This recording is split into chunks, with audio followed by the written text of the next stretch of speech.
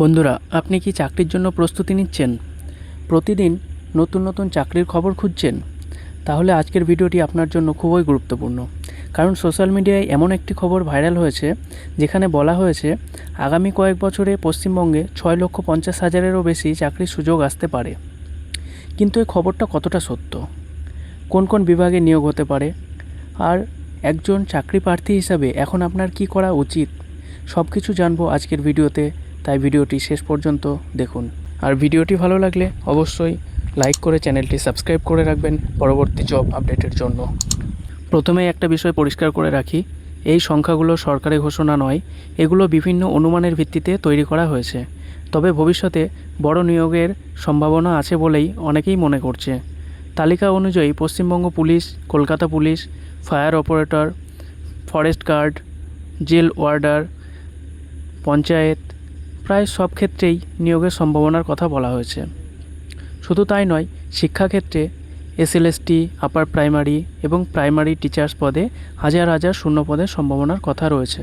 এছাড়াও PSC clerkship, municipality, ICDS, high court, district court এবং group D পদে বড় নিয়োগের কথা বলা হয়েছে। আমরা জানি চাকরি পাওয়াটা আজকের দিনে কতটা কঠিন।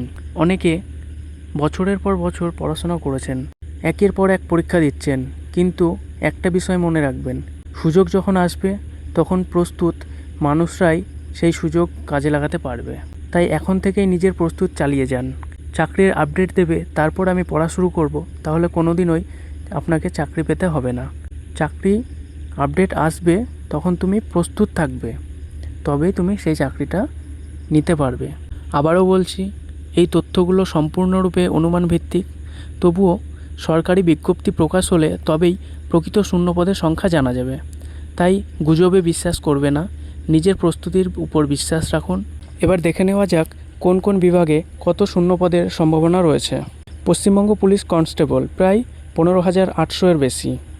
ডব্লিউবিপি সাব ইন্সপেক্টর প্রায় 2,500-র কাছাকাছি।